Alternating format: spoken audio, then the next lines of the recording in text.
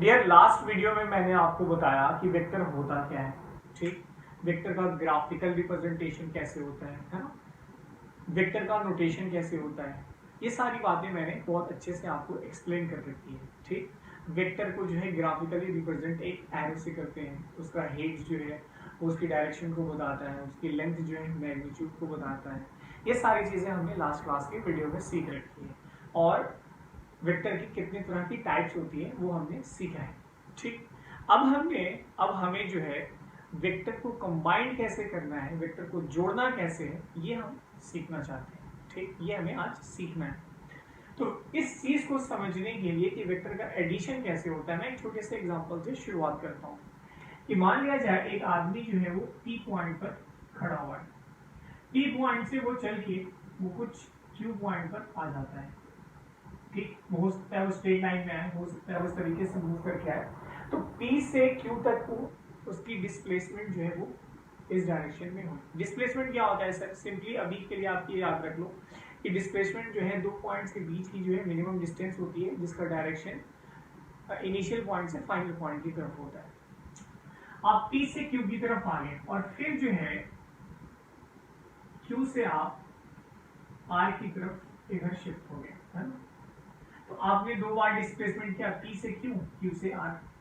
ठीक, लेकिन आपकी जो नेट डिस्प्लेसमेंट है डियर, वो आपकी ये है। समझ में आ रही है बात? तो हम ये कहते हैं कि the net displacement of these two displacement is a single displacement. समझ में आई बात? That is we call this PR vector is the vector sum of, या PR vector is the resultant of PQ plus QR। समझ में आई बात? Symbolically इस चीज को हम, अगर इसका हम नाम A दे दें और इसका नाम हम B दे दें और इसका नाम हम C दे दें, तो symbolically vector C is equal to A plus B लिखा जाएगा। समझ में आई बात? कभी भी वेक्टर को हम डायरेक्टली ऐड नहीं करते हैं जैसा कि हम स्केलर को करते थे। इस चीज को समझने के लिए आप एकदम छोटा सा एग्जांपल ले लें। जैसे मान लिया जाए कि आप इस डायरेक्शन में जो है वो 6 मीटर चले, है ना, और उसके बाद इस डायरेक्शन में वो 8 मीटर चले, है ना। ब्लैक पेपर पे ये पेपर पे जो है नॉर्थ इधर और ईस्ट इधर, यानी नॉर्थ की तरफ आप 6 मीटर चले और फिर जो है ईस्ट की डायरेक्शन में आप जो है वो 8 मीटर चले। अब क्या होगा डियर कि आप ये दोनों नेट डिस्प्लेसमेंट आपका क्या है, ये है। तो अगर ये स्केलर होता, अगर वेक्टर का एडिशन डायरेक्टली होता तो ये डायरेक्टली ये लेंथ 6 प्लस 8 हो जाती, लेकिन ऐसा नहीं होता। ये जो है आपका 10 आएगा। समझ में आ रही बात? और इसका डायरेक्शन ये होगा। तो इस फिगर से, इस ग्राफ से, इस फिगर से ये क्लियर हो रहा है कि वेक्टर का जो एडिशन होता है वो ज्योमेट्रिकली होता है। वेक्टर को हम डायरेक्टली ऐड नहीं कर सकते। समझ में आई बात? क्लियर है? ठीक, कि कोई इंसान ऐसा बोले कि नहीं भाई मैं पहले A डिस्प्लेस नहीं करूंगा, मैं पहले B की तरफ डिस्प्लेस करूंगा। तो हाँ भाई चलो आप B की तरफ आप इस तरीके से चल लिए, फिर जो है आप A की तरफ चलोगे। ठीक है, आप A की तरफ चल लिए, तो क्या होगा कि उस कंडीशन में भी जो आपका रिजल्टेंट वेक्टर है वो चेंज नहीं होगा। तो इसका मतलब ये हुआ कि A प्लस B, A में B को जोड़ो या B में A को जोड़ो, दोनों में रिजल्ट सेम है, दिस वन और दिस वन। इस चीज को हम लोग कॉम्यूटेटिव लॉ कहते हैं, कॉम्यूटेटिव लॉ कहते हैं। समझ में आ रही बात डियर? ठीक, तो इसी फिगर में एक चीज और नोटिस करना कि सर जी मैं पहले वेक्टर, यहां पर मैं पहले किधर चला, बी वेक्टर की तरफ चला, बी डिस्प्लेस किया, फिर मैं किधर चला, ए डायरेक्शन, ए वेक्टर में चला। ऐसा तो पहले वेक्टर की टेल और दूसरे वेक्टर की हेड को जो लाइन ज्वाइन करती है उसको हम लोग कहते हैं रिजल्टेंट, और इसी चीज को जो है हम लोग क्या कहते हैं डियर, ट्रायंगल लॉ कहते हैं। तो ट्रायंगल लॉ क्या होता है वो आप लिख लीजिए, लिखिए कि when tail of one vector is placed on the head of another vector.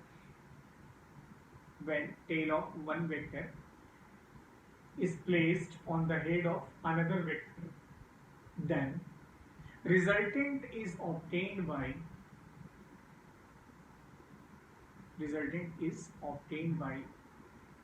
joining tail of first vector to the head of second vector. अब जैसे देखिए इसमें पहले में क्या चला b, तो पहले का टेल क्या होगा यहाँ b की टेल, और सेकंड क्या होगा ये। अब इसमें आ जाइए फर्स्ट फिगर में, मैंने क्या चला था, पहले चला था a, फिर चला था b, तो पहले की टेल यहाँ पर a है और दूसरे की हेड ये है। तो ट्रायंगल लॉ क्या कहता है कि पहले की हेड और दूसरे की, पहले की टेल और दूसरे की हेड को आप जो लाइन से मिलाते हैं वो आपकी क्या कहलाती है, वो आपको रिजल्टेंट देती है, और this is called triangle law. तो ट्रायंगल लॉ सेम चीज है कि resultant C is equal to A plus B है, ये ट्रायंगल लॉ, वेक्टर के एडिशन का एक प्रोसेस, एक मेथड। इस चीज का बेसिकली हम जो इस्तेमाल करते हैं डियर, वो हम डिस्प्लेसमेंट वेक्टर फाइंड आउट करने के लिए हम 2D और 3D में करेंगे। समझ में आई बात? ठीक। अब क्या है कि इसी वेक्टर में देखो, इसी चीज में फर्स्ट फिगर में ही एक चीज नोटिस करो, मैं बी वेक्टर को, मैंने आपको सिखा रखा है कि वेक्टर को जो है हम पैरेलली डिस्प्लेस कहीं पर भी कर सकते हैं। तो बी को मैं उठाया और मैं यहां प्लेस कर दिया, ठीक, समझ में आई बात? इसको मैं शिफ्ट कर यहां लेके चला आया, समझ में आ रही बात? देन अब क्या है कि देखो ये बी, ये भी बी, अब इसके ए के पैरेलल अगर मैं एक और वेक्टर ड्रॉ कर दूं तो ये देखो ये पैरेललोग्राम बन गया। ये जो पैरेललोग्राम का जो डायगोनल है वो रिजल्टेंट को बता रहा है। अब तुम मुझसे कहोगे कि सर ट्रायंगल लॉ में कुछ और, पैरेललोग्राम लॉ में कुछ और, तो दोनों लॉज जो है एक दूसरे से इंटर रिलेटेड है। कैसे सर? देखिए आप इसको छुपा लीजिए, तो ये बी था तो ये भी क्या हो जाएगा आपका, सॉलिड से दिखाते हैं, ये बी है तो ये भी आपका बी है। तो आप देखिए बी की हेड पर आपने एक ही टेल को रखा है, तो बेसिकली ये क्या है आपका ट्रायंगल लॉ है। समझ में आ रही बात? तो पैरेललोग्राम लॉ और ट्रायंगल लॉ दोनों ही अप्रोक्सीमेटली दोनों ही सेम ही है। समझ में आ रही बात? दोनों सेम चीज सेम वैल्यू को ही देंगे, एक ही रिजल्टेंट देंगे, दोनों में कोई फर्क नहीं आएगा। लेकिन हम जो चीजें डील करते हैं, जो हमको डील करना, हमें जो पढ़ना है, हमारे लिए सबसे ज्यादा इंपॉर्टेंट पैरेललोग्राम लॉ है। समझ में आई बात डियर? ठीक। तो अब पैरेललोग्राम लॉ होता क्या है, इस चीज को हम अच्छे से लिख लेते हैं। तो लिखिए, let two vectors A and B, let two vectors A and B are such that, let two vectors A and B are such that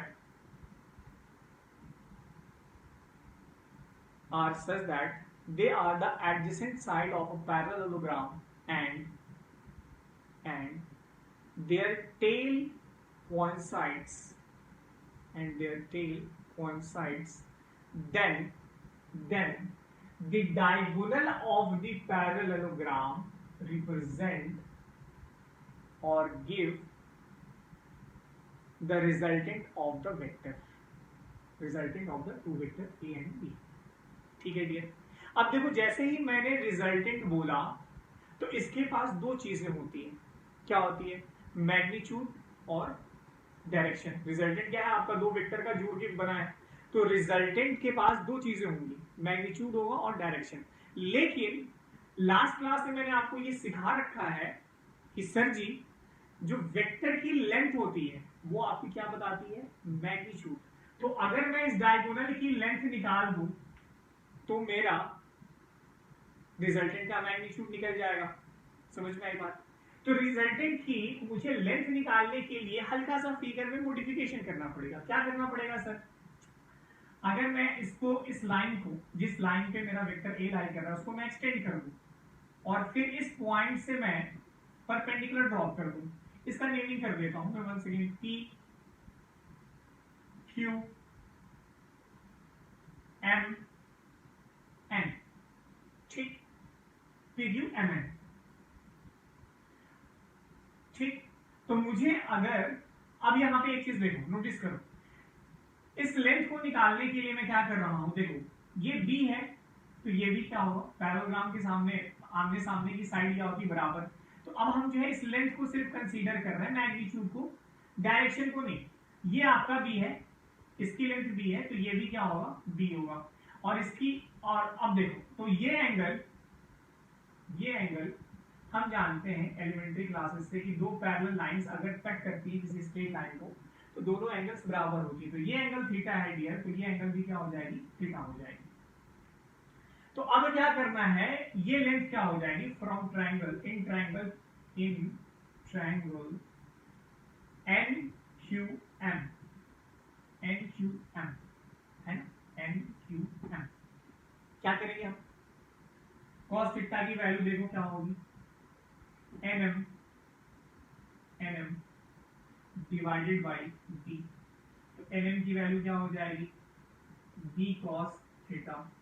similarly Q M की जो वैल्यू हो जाएगी वो बी साइन थीटा हो जाएगी, ठीक है dear. अब मुझे इस लेंथ को निकालना है, तो इस ट्रायंगल में गौर करो, नोटिस करो इसमें P Q M, this is your right angle triangle. आपको ये लेंथ निकालनी है, जस्ट कीप इन माइंड। तो लेंथ निकालने के लिए आप क्या करोगे, पाइथागोरस थ्योरम जैसे ही लगाओगे तो यहां से देखो क्या हो जाएगा, P Q is equal to under root P M square plus M Q का स्क्वायर। पी एम स्क्वायर को हम लोग क्या लिखेंगे dear, A plus B cos theta का स्क्वायर प्लस एम क्यू की जगह पे बी साइन थीटा का स्क्वायर। समझ में आई बात। अब इसको जब हम एक्सपैंड करेंगे तो देखो ये क्या आएगा, A square B square cos square theta plus 2ab cos of theta plus B square sine square theta. Dear जब हम इन दोनों को, इसको और इसको जब हम कॉमन लेंगे, साइन बी स्क्वायर जब कॉमन लेंगे तो कॉस स्क्वायर थीटा और साइन स्क्वायर थीटा दोनों का समेशन क्या होता है, 1। तो फाइनली जो आपका रिजल्टिंग बचेगा वो A square B square 2ab cos of theta के बराबर होगा। तो दिस इज योर रिजल्टेंट है, इसको हम लोग क्या कह रहे हैं, रिजल्टेंट का मैग्नीट्यूड। समझ में आई बात, ठीक। अब तो ये है कि अगर मैं आपसे एग्जैक्टली रिजल्टेंट बोलूंगा तो आप ये बोलना कि सर मुझे डायरेक्शन भी चाहिए और उसका मैग्नीट्यूड भी चाहिए। लेकिन अभी आपने क्या निकाला, सिर्फ ये लेंथ निकाली, तो आपको क्या मिला, सिर्फ मैग्नीट्यूड। लेकिन सर डायरेक्शन अभी आपको नहीं पता। तो वेक्टर का डायरेक्शन बताने के लिए आपको, रिजल्टेंट का डायरेक्शन बताने के लिए एक रेफरेंस लाइन से आपको एंगल चूज करना पड़ेगा। जैसे मैं आपको बता दूं, कभी भी आपको डायरेक्शन अगर किसी चीज का बताना रहता है तो आप क्या करते हो, रेफरेंस लेते हो।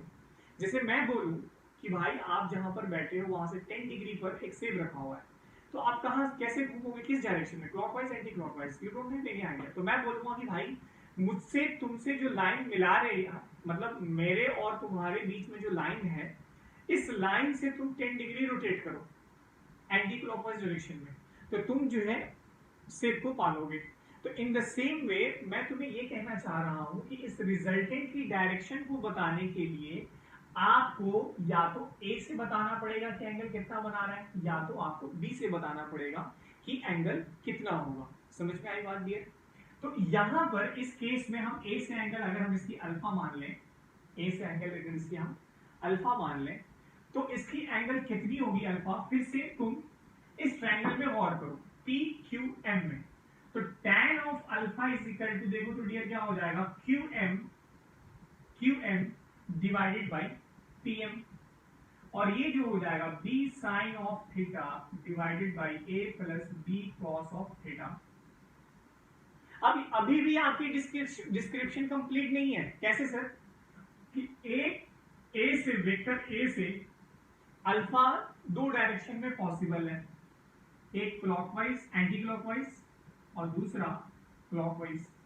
तो आपको यहां मेंशन करना पड़ेगा कि resultant makes an angle alpha degree with A vector A in anti clockwise direction. अब जाकर के आप जो है कंप्लीट डिस्क्रिप्शन कंप्लीट हुआ। समझ में आई बात डियर? तो अभी हमने क्या कर लिया कि वेक्टर का मैग्नीट्यूड भी फाइंड आउट कर लिया और वेक्टर का डायरेक्शन भी फाइंड आउट कर लिया। तो अब जो है आप एक कंप्लीट नॉलेज रखेंगे इस वेक्टर के बारे में। समझ में आई बात डियर? तो इस तरीके से हम देख रहे हैं कि हमारा जो रिजल्टेंट है वो magnitude of A, magnitude of B और एंगल बिटवीन टू वेक्टर्स पे डिपेंड कर रहा है। ठीक, और उसके साथ साथ इसकी एंगल भी दोनों पे डिपेंड कर रही है, magnitude of B, magnitude of A और साइन ऑफ मतलब थीटा पे। समझ में आई बात? ठीक है, क्लियर? चलो अब देखो, जैसे जो हमारा ये जो रिजल्टेंट आया है, जो हमारा ये जो रिजल्टेंट आया है डियर, रिजल्टेंट का मैग्नीट्यूड ये क्या आया है? A square B square plus 2ab cos of theta. हम यहां से देख रहे हैं कि रिजल्टेंट जो है वो magnitude of A, magnitude of B और एंगल बिटवीन देम पे डिफाइन कर रहा है, एंगल बिटवीन देम पे डिपेंड कर रहा है। तो डियर आप यहां से एक चीज गौर करके देखो, तो cos थीटा की जो मैक्सिमम वैल्यू है वो 1 होती है और वो कहां पर ऑब्टेन होती है? तो 0 डिग्री पे। बोले मैग्नीट्यूड मैक्सिमम निकालने के लिए बोले तो आप थीटा की वैल्यू क्या लेंगे डियर? 0 डिग्री। तो ए स्क्वायर इस केस में क्या हो जाएगा? A square B square 2ab cos of 0। तो ये हो जाएगा A square plus B square plus 2ab और इसकी वैल्यू जो हो जाएगी ए प्लस बी का होल स्क्वायर और ये फाइनली ए प्लस बी हो जाएगा। तो यहां से एक चीज हम देख रहे हैं कि अगर दो वेक्टर के बीच में एंगल 0 डिग्री होगी तो दोनों को डायरेक्टली ऐड कर देते हैं। जैसे सिंपल सी लॉजिक, अगर मैं यहां से 5 न्यूटन फोर्स लगाऊं फिर इसी डायरेक्शन में 10 न्यूटन लगा दूं तो मेरी बॉडी के ऊपर जो नेट फोर्स लगेगा डायरेक्ट 15। अब केस 2 में क्या है कि अगर तुम्हारा theta is equal to 180 degree आ गया डियर, तब उस केस में रिजल्टेंट की जो मैग्नीट्यूड होगी वो मिनिमम हो जाएगी। कैसे? क्योंकि cos ऑफ 180 जो है, cos ऑफ थीटा जो है, cos 180 जो है वो उसकी वैल्यू -1 होती है सबसे कम। तो इस केस में क्या हो जाएगा? A square B square minus 2ab हो जाएगा और ये फाइनली a माइनस बी का होल स्क्वायर, ये a माइनस बी या b माइनस a, इस तरीके से आपको ऑब्टेन होगा। समझ में आई बात? तो अगर मान लिया, ऐसा मैंने क्यों लिखा a माइनस बी या b माइनस a? जैसे देखो, मान लिया जाए आपने 10 न्यूटन इधर लगाया, 2 न्यूटन इधर लगाया, तो नेट जो रिजल्टेंट आएगा वो बड़े वाले के डायरेक्शन में होगा। 10 माइनस 2 दिस इज 8, डायरेक्शन क्या होगा? इधर। लेकिन सेकेंड केस में मैंने क्या बोला, इधर आपने अगर 10 लगा दिया और इधर आपने 2 न्यूटन लगा दिया तो आपका अब की बार जो नेट डिस्प्लेसमेंट होगा वो 8 न्यूटन इस डायरेक्शन में हो जाएगा। समझ में आई बात? तो हम ये देख रहे हैं कि जैसे जैसे हम एंगल चेंज कर रहे हैं वैसे वैसे हमारा रिजल्टेंट का मैग्नीट्यूड जो है वो बदल रहा है। तो आपका मैक्सिमम कहां पर ऑब्टेन हुआ? जब 0। जब मिनिमम कहां पर ऑब्टेन हुआ? जब 180 डिग्री। एक और एक स्पेशल केस बनता है जब theta is equal to 90 degree होगा, तो उस केस में रिजल्टेंट आर की वैल्यू क्या होगी? Case third. तो this is your A square B square plus 2ab cos of 90। तो ये आपका cos 90 की वैल्यू 0 हो जाती है तो रिजल्टेंट ए स्क्वायर प्लस बी स्क्वायर हो जाएगा। समझ में आई बात डियर? और जो जनरल केस है रिजल्टेंट निकालने का वो सिर्फ और सिर्फ A square B square 2ab cos of theta हो।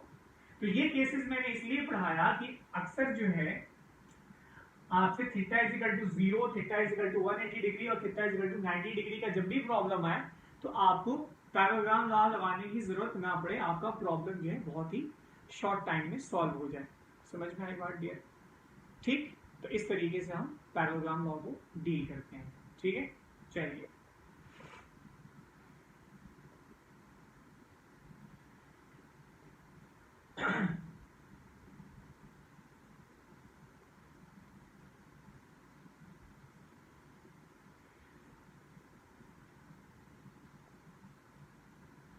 देखिए एंगल से रिलेटेड मैंने एक चीज छोड़ दी थी।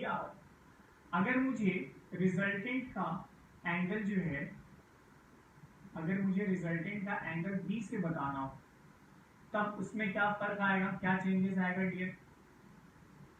तो उसमें कोई चेंजेस नहीं आएगा, बस एक ही जगह पे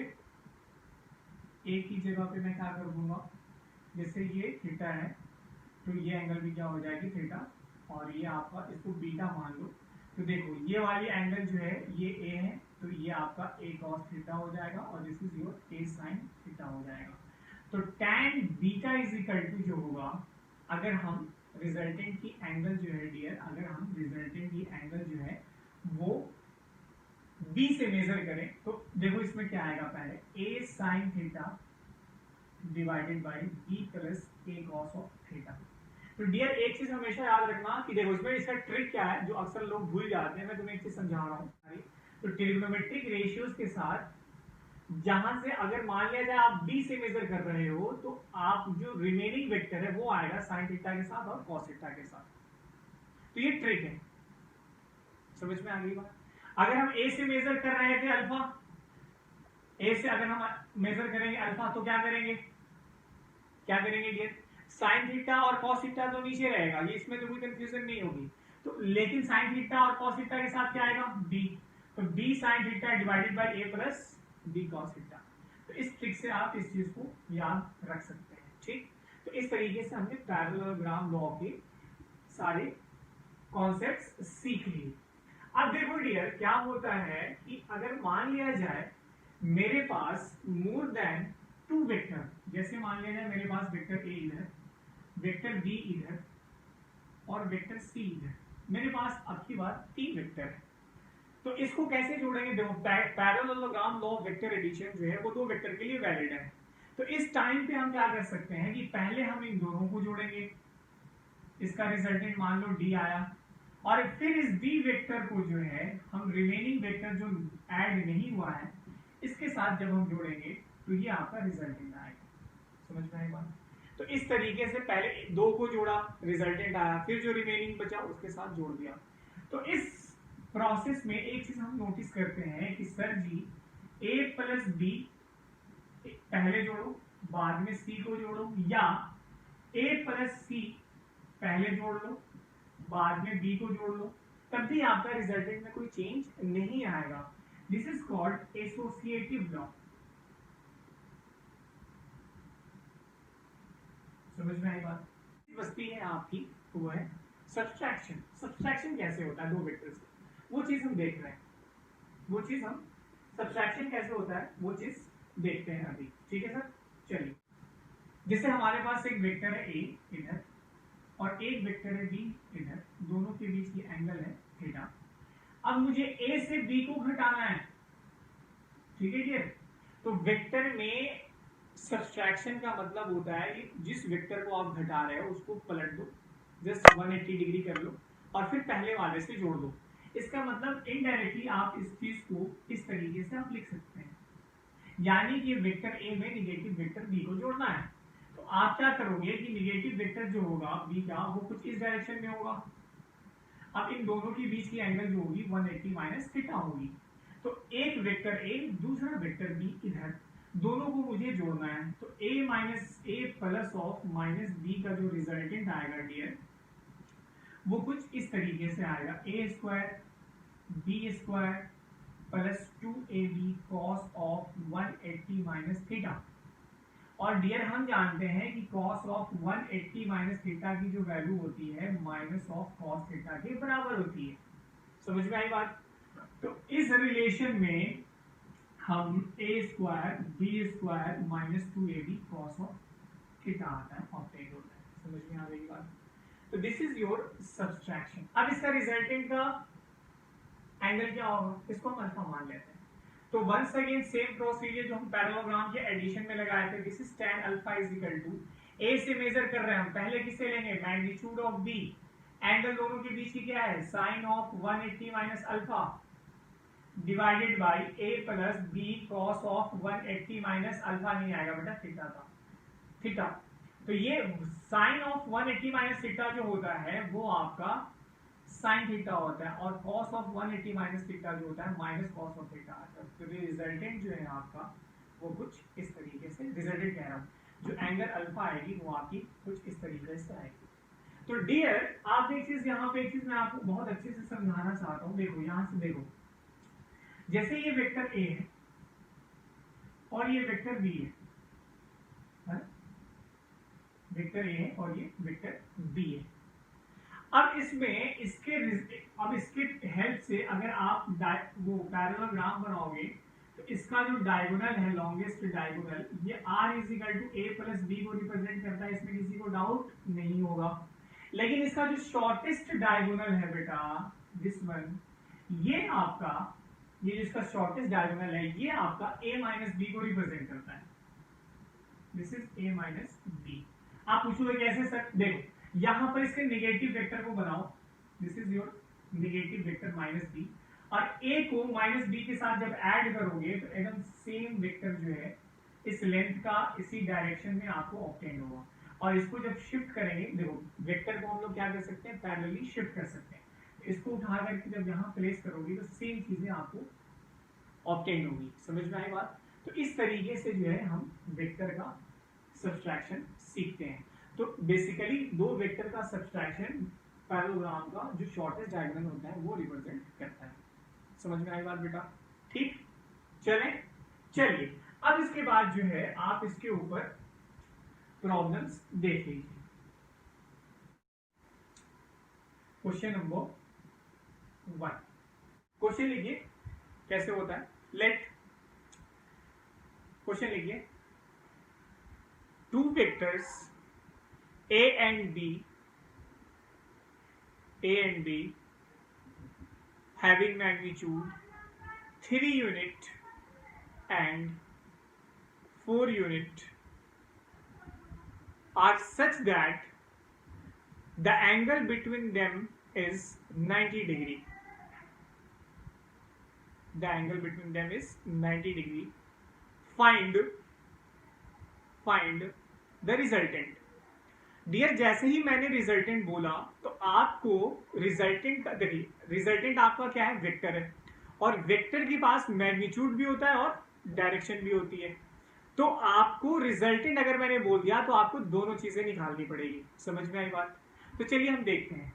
तो मान लिया जाए हमारे पास कोई वेक्टर है ए जिसका 3 यूनिट इस डायरेक्शन में है, और बी जो है जस्ट परपेंडिकुलर है 90 डिग्री पे, जिसकी वैल्यू जो है बी की मैग्नीट्यूड जो है वो 4 यूनिट ऐसी है ना। अब आपसे पूछ रहा है कि दोनों के बीच की एंगल निकालिए, तो आप क्या करेंगे? सर हमने ये फॉर्मूला पढ़ रखा है, क्या पढ़ा है सर?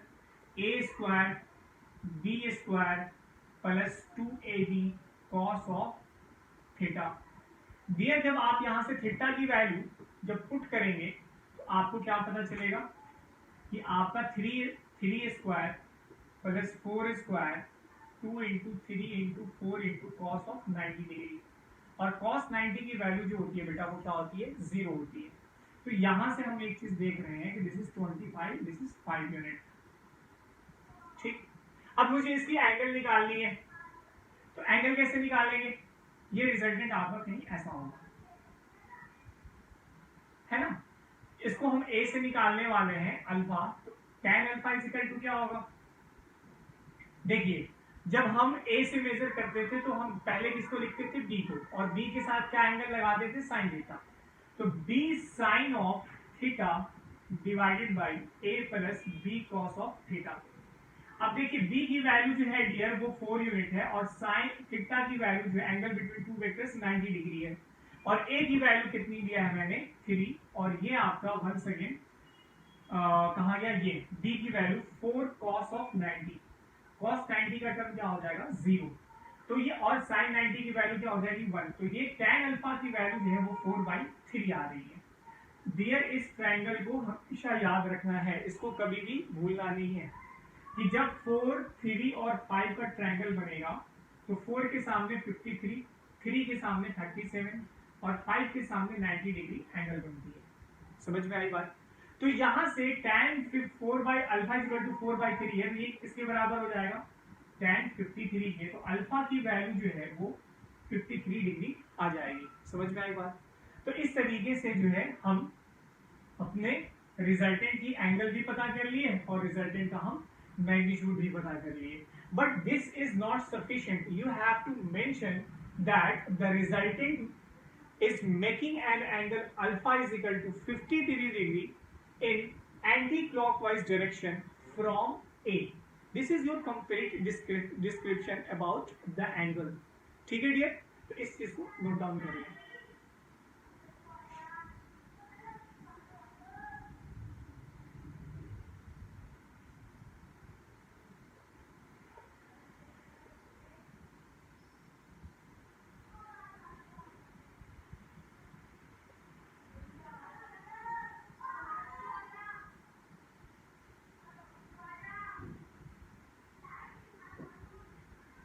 सेकेंड क्वेश्चन लिखिए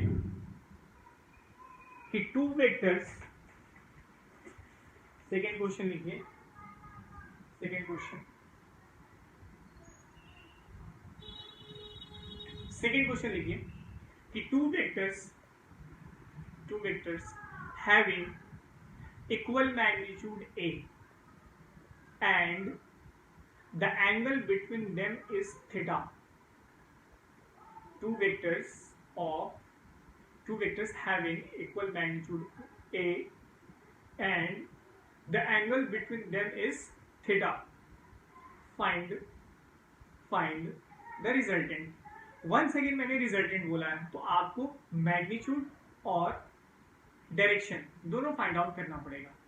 तो मैंने क्वेश्चन आपको ये दिया कि भाई मेरा वेक्टर ए जो है वो इधर है, एक वेक्टर का, मेरे पास दो वेक्टर हैं, दोनों का मैग्नीट्यूड वेक्टर ए इधर और वेक्टर बी इधर, लेकिन दोनों का मैग्नीट्यूड जो है वो क्या है, सेम है। ठीक, ऐसा मैंने इसको इसलिए माना है बेटा, इसको मैंने सेकंड वेक्टर को बी इसलिए लिया है कि दोनों का डायरेक्शन सेम है, लेकिन डायरेक्शन जो दोनों को देखो, इसको मैंने बी इसलिए कंसीडर किया है क्योंकि इस वेक्टर का डायरेक्शन जो है वो डिफरेंट है ना, और दोनों के बीच की जो एंगल है वो क्या है, थीटा है।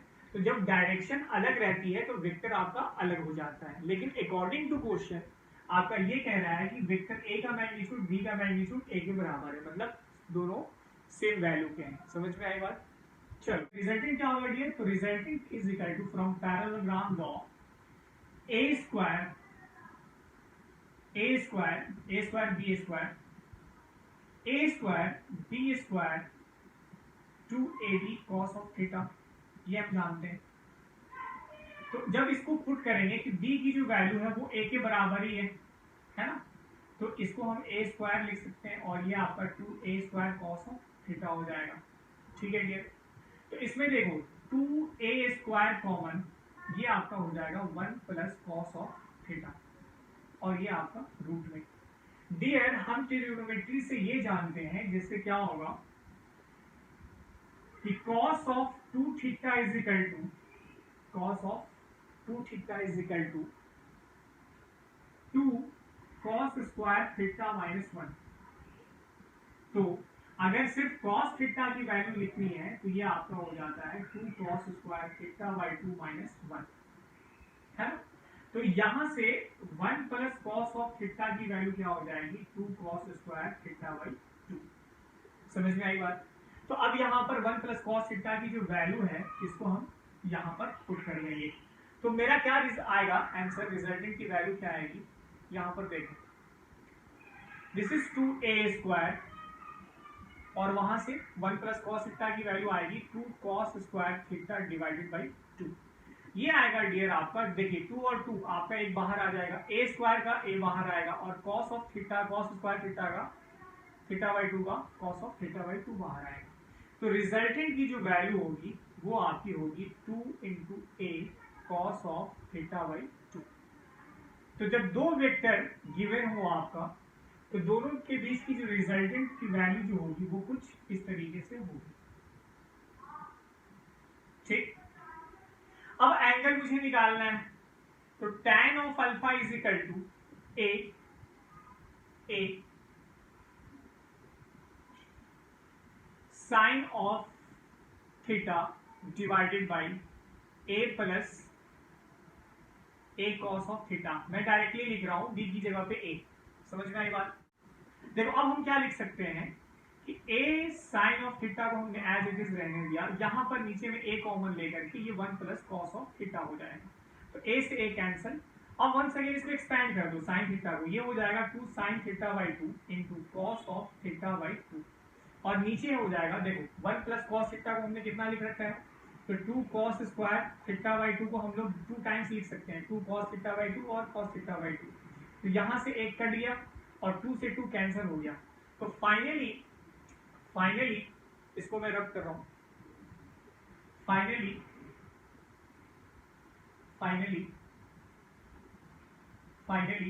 आपका ये जो वैल्यू है tan अल्फा की, tan थीटा बाई 2 के बराबर आ रही है। ठीक है क्लियर?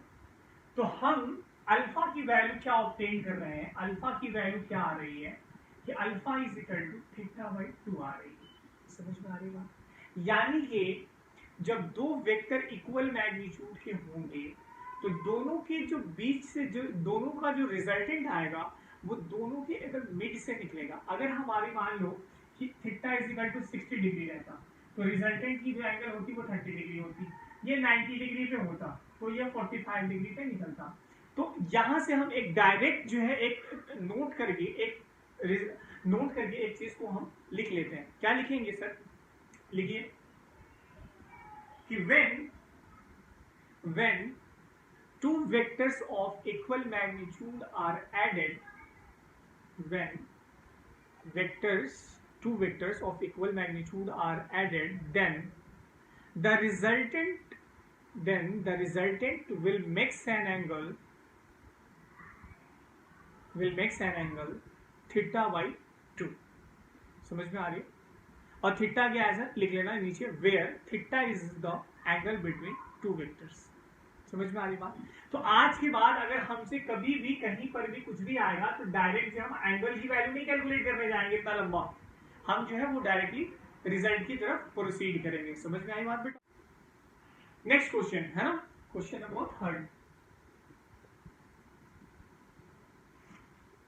लिखिए, if modulus of a plus b is equal to modulus of a minus b, ठीक, if modulus of a plus b is equal to a minus b, then find angle between a and b। ठीक है dear, इसको देखिए कैसे बनाएंगे। देखिए from parallelogram law we have a square b square plus 2ab cos of theta. इसी चीज को हम क्या करेंगे, a square plus b square minus 2ab cos of theta. Squaring both sides, दोनों साइड जो हम स्क्वायरिंग कर देंगे। क्या आएगा देखना, ये a स्क्वायर ये b square plus 2ab cos of theta is equal to a square b square minus 2ab cos of theta.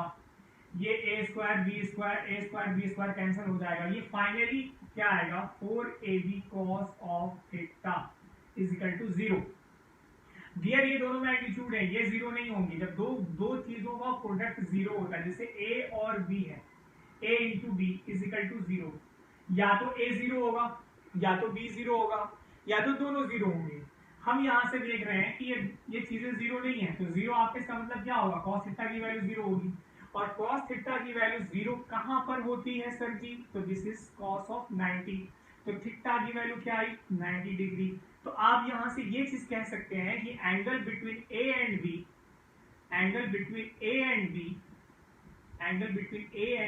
is 90 degree. This is your answer. समझ में आई बात? तो इस तरीके से आपका क्वेश्चन पूछता है। ठीक, इसको उतार लें, लिखिए क्वेश्चन, लिखिए the sum of the sum of two unit vector, the sum of two unit vector is a unit vector, यानी कि दो यूनिट वेक्टर का सम जो है वो एक यूनिट वेक्टर आ रहा है। Full stop. Find the magnitude of their difference, magnitude of their difference. ठीक, this is a very good question dear, है ना। जैसे मान लेते हैं कि ए वेक्टर है, ए एक यूनिट वेक्टर है, और according to question is a third unit vector, है ना। ये आपको गिवन है, आपसे पूछ रहा है कि इन दोनों का डिफरेंस का मैग्नीट्यूड क्या होगा, है ना डियर। जब इसकी मैग्नीट्यूड की आप बात करेंगे a माइनस बी के मैग्नीट्यूड की, तो आपका ये क्या होगा, modulus of magnitude of a का स्क्वायर, है ना, मैग्नीट्यूड ऑफ a का square plus magnitude of unit vector b का square minus 2 into magnitude of a magnitude of b cos of theta. ठीक डियर, हम जानते हैं कि यूनिट वेक्टर का जो मैग्नीट्यूड होता है वो कितना होता है, वो 1 के बराबर होता है। समझ में आई बात। तो यहां से क्या होगा कि आप यूनिट वेक्टर का मैग्नीट्यूड कितना होता है 1, तो दिस इज 1 स्क्वायर, ये दोनों 1 स्क्वायर, देखो मैग्नीट्यूड कितना है 1, तो यहाँ का 1 स्क्वायर करेंगे तो कितना बचेगा 1, b की जगह में 1, और ये कितना होगा 2 into 1 into 1 into cos of theta. अगर मुझे थीटा पता चल जाए तो क्या मैं इसकी वैल्यू बना नहीं सकता हूं मैं, तो आप थीटा कैसे निकालेंगे, तो थीटा निकालने के लिए आपको ये कंडीशन जो है वो गिवन है। अब यहां पर इस इक्वेशन के साथ दोनों साइड मॉड ले लीजिए, टेकिंग मॉड बोथ साइड्स, है ना, मॉडुलस जो है हम बोथ साइड ले रहे हैं, क्या होगा, modulus of C is equal to modulus of A plus modulus of B. Dear, modulus of C की वैल्यू कितनी होगी 1, और इसकी वैल्यू कितनी हो जाएगी 1 स्क्वायर प्लस, इसको अगर आप लिखना चाहो तो ऐसे लिख लो, मैग्नीट्यूड ऑफ ए का स्क्वायर मैग्नीट्यूड ऑफ बी का square plus 2 into magnitude of A into magnitude of B और कॉस ऑफ थीटा। ठीक, अब ये कॉस ऑफ थीटा निकाल देंगे, यहां पर क्या होगा, ये 1 सेकेंड, ये कितना हो जाएगा 1, इसका भी मैग्नीट्यूड कितना है 1 का स्क्वायर 1, और ये 2 into 1 into 1 into cos of theta, this is under root. तो स्क्वायरिंग बोथ साइड्स क्या होगा, this is 1 plus 2 cos of theta. देखिए ये 1 से 1 कैंसिल हो जाएगा डियर, और कॉस थीटा की जो वैल्यू आएगी वो -1/2 आएगी, कॉस थीटा की वैल्यू कितनी आएगी -1/2। तो कॉस ऑफ थीटा की वैल्यू -1/2 आएगी, तो इसको यहां पर हम पुट करेंगे, कैसे करेंगे देखिए, इस चीज को जो है 1 प्लस 1, और ये देखिए इसको हम लोग लिख सकते हैं 2 into 1 into minus of cos of theta.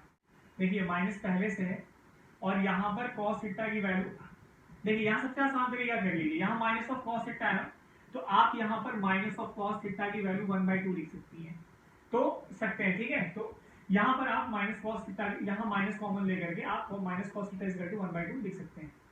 तो माइनस कॉस थीटा इज 1/2 को जब यहाँ पुट करेंगे 1/2, तो ये आपका क्या हो जाएगा √3 आंसर आ जाएगा। तो ये बहुत अच्छा क्वेश्चन था यूनिट वेक्टर का, ठीक है, इसको नोट डाउन कर लें।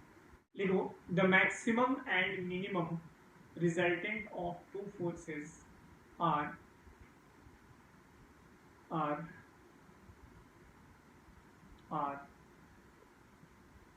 10 Newton and 4 Newton. Find the force of higher magnitude. Question क्या कह रहा है, जैसे मैंने पैरेललोग्राम लॉ में क्या बताया था कि आर रिजल्टेंट आर मैक्स की जो वैल्यू होती है बेटा, वो a प्लस बी, यानी कि जब दो वेक्टर के बीच की एंगल 0 डिग्री हो तब उस समय मेरा रिजल्टेंट का मैग्नीट्यूड क्या होता है, मैक्सिमम होता है ना, और दोनों की मैग्नीट्यूड को हम डायरेक्टली ऐड कर देते हैं। और रिजल्टेंट की वैल्यू मिनिमम कब होती है, जब दोनों के बीच की एंगल 180 डिग्री होती है। तो हमारे पास दो फोर्सेस हैं जिनका मैग्नीट्यूड जो है, मैक्सिमम रिजल्टेंट की वैल्यू जो है वो कितना बोला है मैंने, 10 न्यूटन बोला है, और जो मिनिमम रिजल्टेंट है F1 माइनस F2 वो है आपका 4 न्यूटन। जब इस दोनों को ऐड करेंगे तो देखिए आपको क्या मिलेगा, 2F1 is equal to 14 Newton और F1 की वैल्यू जो आएगी बेटा 7 न्यूटन आ जाएगी, है ना। तो यहां से हम एक चीज कैलकुलेट कर सकते हैं कि F1 की जो वैल्यू है वो, यानी कि लार्जर फोर्स जो होगा वो आपका 7 न्यूटन होगा। समझ में आई बात। तो इस तरीके से हम प्रॉब्लम को सॉल्व करते हैं, ठीक है बेटा। Find the minimum number of unequal coplanar concurrent forces such that their resultant is equal to 0, है ना। मैंने आपसे ये बोला, जैसे देखिए दो वेक्टर तो हमेशा कोप्लानर होते हैं, ये चीज मैंने आपको बताई थी जस्ट प्रीवियस वीडियो में, वेक्टर के पार्ट 1 में। तो अगर आप दो वेक्टर अनइक्वल, मैंने बोला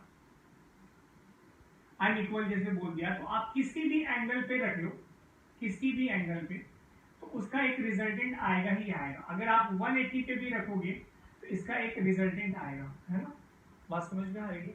तो मिनिमम नंबर ऑफ फोर्सेस 2 तो नहीं होगा। तो नेक्स्ट क्या हो सकता है, सर आप दो वेक्टर को जोड़िए ए और बी को, है ना, this one is A and this one is B, concurrent और प्लानर है। तीसरा वेक्टर आपका सी ऐसे आ गया, लेकिन सी वेक्टर के जस्ट अपोजिट आप एक दूसरा वेक्टर को अप्लाई कर सकते हैं ना, जिसकी मैग्नीट्यूड के जस्ट उल्टा हो। समझ में आई बात। तो आप ये कह सकते हो कि सर मिनिमम नंबर ऑफ जो वेक्टर आएगा वो 3 होगा, ठीक। तो कभी कभी कॉन्सेप्चुअल क्वेश्चन में ये पूछ लेता है, ठीक है, कि minimum number of concurrent coplanar forces कितने होने चाहिए कि ताकि उनका सम जो है वो 0, अनइक्वल इज द कंडीशन। समझ में आएगा।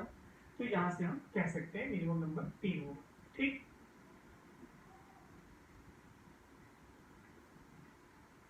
लास्ट क्वेश्चन,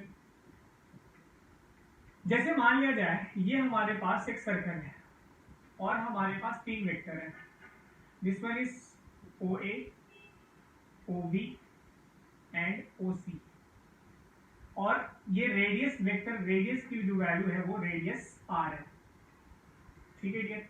आपको OA plus OB plus OC find out करना है, ठीक, ये निकालना है। और ये जो OB वेक्टर है दिस इज 45 डिग्री पर है। तो हम इसको कैसे निकालेंगे, जस्ट अभी मैंने आपको एक चीज बताई थी कि जब दो वेक्टर का मैग्नीट्यूड इक्वल हो तो दोनों के बीच का जो रिजल्टेंट होता है वो दोनों के बीच से जाता है, डियर। तो यहाँ पर OA और OC दोनों के बीच की जो एंगल है वो आपकी 90 डिग्री है, और दोनों का मैग्नीट्यूड जो है वो सेम है, 45 डिग्री पर है। तो इसका मतलब ये हुआ कि दोनों की जब हम जोड़ेंगे तो मैग्नीट्यूड तो हम डायरेक्टली निकाल सकते हैं कि सर रिजल्टेंट की जो वैल्यू आएगी वो r² प्लस r² हो जाएगी, a plus OA plus OC का मैग्नीट्यूड, ये आपका r√2 हो जाएगा। लेकिन इसकी एंगल कितने पे होगी सर, तो 45 पे, और OB वेक्टर का डायरेक्शन की तरह पहले से 45 पर है। तो जब दो वेक्टर दोनों का एंगल सेम, तो दोनों की मैग्नीट्यूड को हम क्या कर सकते हैं, डायरेक्टली ऐड कर सकते हैं। तो यहां पर इन दोनों वेक्टर को जब हमने जोड़ा तो ये मेरा आया r√2, ठीक। लेकिन इसका डायरेक्शन और OB का डायरेक्शन सेम है, तो इसीलिए दोनों के मैग्नीट्यूड को हम क्या कर रहे हैं, जोड़ देंगे। तो यहां से अब ये एक फाइनल वैल्यू आएगी 1 plus √2, this is your answer. समझ में आई बात डियर, ठीक। तो इस तरीके से जो है हम वेक्टर की प्रॉब्लम को सॉल्व करते हैं।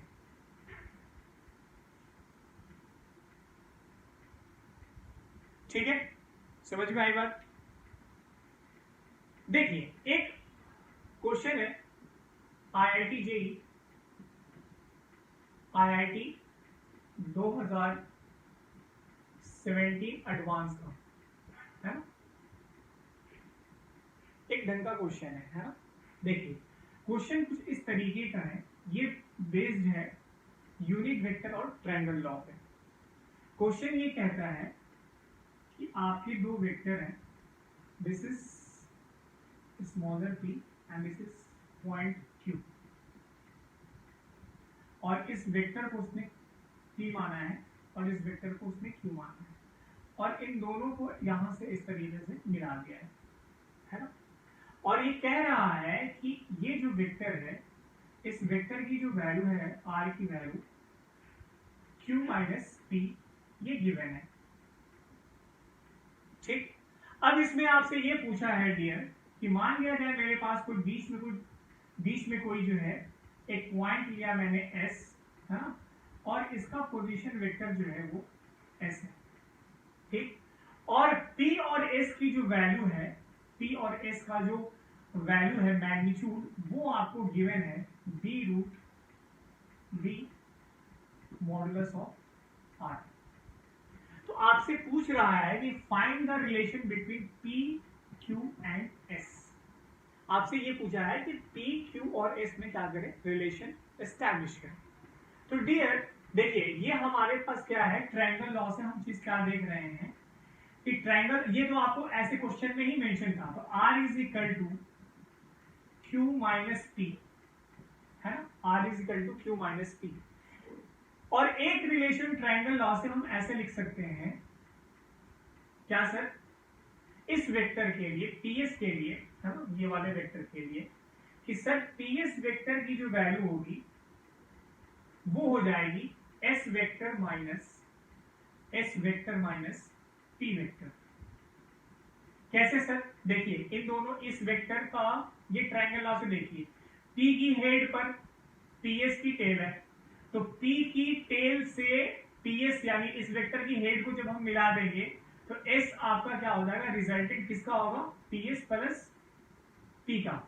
तो यहां से देखिए ऐसे लिखिए, इस ट्रायंगल में OPS में अगर आप ट्रायंगल लॉ लगाएंगे, from triangle law we have, क्या जानते हैं sir, p vector plus ps vector is equal to क्या होगा, s वेक्टर। ये ट्रायंगल लॉ हम जानते हैं। तो डियर ps वेक्टर जो होगा वो क्या हो जाएगा, s माइनस p, है ना सर जी, बात समझ में आ रही है, डन। अब देखिए ps वेक्टर जो है इसका मैग्नीट्यूड आपको गिवन है b मॉडुलस ऑफ r। समझ में आ रही बात, ये मॉडुलस गिवन है। अगर मॉडुलस में ये देखो, आप एक चीज नोटिस करो कि pq का, यानी कि pq d से q तक जो वेक्टर आ रहा है, ये रिजल्टेंट r, और ps, इन दोनों का डायरेक्शन सेम है। इसका मतलब इस डायरेक्शन में यूनिट वेक्टर दोनों के लिए, दोनों का डायरेक्शन क्या होगा, अगर इस डायरेक्शन में मैं यूनिट वेक्टर निकाल दूं और इससे मैं मल्टीप्लाई कर दूं तो मुझे ps का वेक्टर मिल जाएगा। तो इस चीज को निकालने के लिए मैं क्या करूंगा कि यूनिट वेक्टर अलोंग pq, ये क्या हो जाएगा, modulus of r divided, vector r divided by modulus of r। ठीक, वेक्टर r की जगह पे हम क्या लिख सकते हैं बेटा, q minus p divided by modulus of r। ये क्या है, ये unit vector along this direction है, और इसका मैग्नीट्यूड जो है ps वेक्टर का b रूट r है। तो इसका मतलब ये हुआ कि इस मैग्नीट्यूड में इस यूनिट वेक्टर से मल्टीप्लाई करूंगा तो मुझे इस वेक्टर का डायरेक्शन मिल जाएगा ps का। तो फर्दर स्टेप में मैं क्या करूंगा, ps vector is equal to magnitude of ps vector multiplied by unit vector along this direction. This is q minus p divided by modulus of r। तो ये r से r कैंसिल हो गया, समझ में आ रही बात डियर। तो इस ps को हम इस इक्वेशन में पुट कर देते हैं, इसको मान लेते हैं 1 2 और ये मान लेते हैं आपका 3। तो जब इन दोनों को आप फ्रॉम 3 and 2 क्या करेंगे डियर, देखिए ये हो जाएगा b into Q minus P is equal to s minus P. तो vector s is equal to हो जाएगा, इसको अब p को इधर लेके चले आइए, p क्या हो जाएगा, b Q minus bp plus p। तो ये आपका फिर से एस्टैब्लिश हो जाएगा, क्या हो जाएगा, bq plus bq 1 minus b और ये आपका p वेक्टर। तो ये एक आंसर था और यही चीज यूनिट वेक्टर और ट्रायंगल लॉ के कॉम्बिनेशन से एक बहुत ही अच्छा क्वेश्चन जो है IIT JEE 2017 के एडवांस में पूछा था। समझ में आ रही बात है? तो इस तरह से क्वेश्चन घुमा घुमा के कॉम्बिनेशन ऑफ कॉन्सेप्ट को मर्ज करके आपसे पूछता रहता है। ठीक, तो डियर ये हमारी वेक्टर की, वेक्टर को ऐड कैसे करते हैं, सब्सट्रैक्ट कैसे करते हैं, वेक्टर का मीनिंग क्या था, वेक्टर को ज्योमेट्रिकल एडिशन किस तरीके से होता है, लोग वो पैरेललोग्राम लॉ वेक्टर एडिशन को कैसे फॉलो किया, ये सारी चीजें हमने आज की वीडियो में सीखी। और गाइस प्लीज वीडियो को लाइक कीजिए, शेयर कीजिए और मेरे चैनल को जो है सब्सक्राइब कीजिए। ठीक है, थैंक यू डियर।